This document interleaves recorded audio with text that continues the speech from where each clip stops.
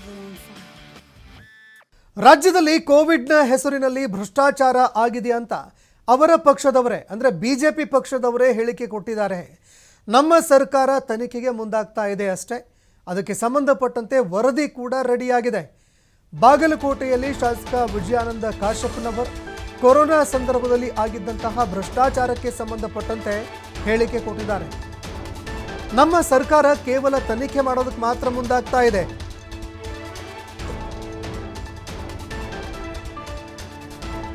ಆದರೆ ಕೊರೋನಾ ಸಂದರ್ಭದಲ್ಲಿ ಭ್ರಷ್ಟಾಚಾರ ಆಗಿದೆ ಅನ್ನುವಂಥದ್ದನ್ನು ಅವರ ನಾಯಕರೇ ಒಪ್ಪಿಕೊಂಡಿದ್ದಾರೆ. ಅವರ ನಾಯಕರೇ ಹೇಳಿಕೆ ಕೊಟ್ಟಿದ್ದಾರೆ. ಹೀಗಾಗಿ ತನಿಖೆ ಆಗುತ್ತೆ. ಬಾಗಲಕೋಟೆಯಲ್ಲಿ ಶಾಸಕ ವಿಜಯಾನಂದ ಕಾಶಪ್ಪನವರು ಹೇಳಿಕೆ ಕೊಟ್ಟಿದ್ದಾರೆ. ಕೊರೋನಾ ಸಂದರ್ಭದಲ್ಲಿ ರಾಜ್ಯ ಹಾಗೂ ಕೇಂದ್ರ ಎರಡರಲ್ಲೂ ಕೂಡ ಬಿಜೆಪಿ ಆಡಳಿತ ಇತ್ತು. ಎರಡೂ ಕಡೆಗಳಲ್ಲೂ ಕೂಡ ಬಿಜೆಪಿ ಸರ್ಕಾರ ಇತ್ತು. ಅಪಹಾಸ್ಯವಾಗಿ ಮಾತನಾಡೋರಿಗೆ ಆ ವರದಿಯಲ್ಲಿ ಏನಿದೆ ಅನ್ನುವಂಥದ್ದು ಕೂಡ ಗೊತ್ತಾಗತ್ತೆ. ಕೊರೋನಾ ಸಂದರ್ಭದಲ್ಲಿ ಸಾವಿನಲ್ಲೂ ಕೂಡ ಬಿಜೆಪಿಯವರು ಸುಳ್ಳು ಹೇಳಿದ್ರು. ಕೋವಿಶೀಲ್ಡ್ ಕೋವ್ಯಾಕ್ಸಿನ್ ಎಫೆಕ್ಟ್ನಿಂದಾಗಿಯೂ ಕೂಡ ಸಾವುಗಳಾಗ್ತಾ ಇದೆ. ಕೊರೋನಾ ನಿರ್ವಹಣೆಯಲ್ಲಿ ಭ್ರಷ್ಟಾಚಾರ ಆಗಿದೆ ಅನ್ನುವಂಥದ್ದು ವರದಿಯಿಂದ ಸತ್ಯ ಹೊರಬರುತ್ತೆ. ಅಲ್ಲಿವರೆಗೆ ಕಾದು ನೋಡಿ ಅಂತ ವಿಜಯಾನಂದ ಕಾಶಪ್ಪನವರು ಹೇಳಿಕೆ ಕೊಟ್ಟಿದ್ದಾರೆ. ಭಾರತೀಯ ಜನತಾ ಪಕ್ಷ ಈ ರಾಜ್ಯದಲ್ಲಿ ಆಡಳಿತವನ್ನು ಮಾಡ್ತಾ ಇತ್ತು. ಕೇಂದ್ರದಲ್ಲಿ ಕೂಡ ಆಡಳಿತ ಮಾಡ್ತಿತ್ತು. ಇವತ್ತು ವ್ಯಾಕ್ಸಿನ್ ಹಿಡ್ಕೊಂಡು ವ್ಯಾಕ್ಸಿನ್ ಕೊಡೋದ್ರಿಂದ ಇರ್ಬೋದು, ಅನೇಕ ಸಾವು ನೋವುಗಳು ಆದವು. ಬಹಳಷ್ಟು ಜನ ಸಂಕಷ್ಟದಲ್ಲಿ ಹೋದರು.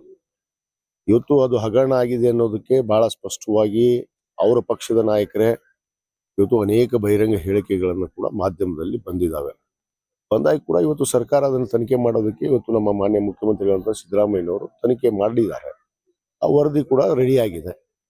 ಇವಾಗ ಅಪಶ್ಯವಾಗಿ ಮಾತಾಡುವಂಥದ್ದು ಸಹಜ. ವರದಿಯಲ್ಲಿ ಏನಿದೆ ಗೊತ್ತಾಗತ್ತಲ್ಲ.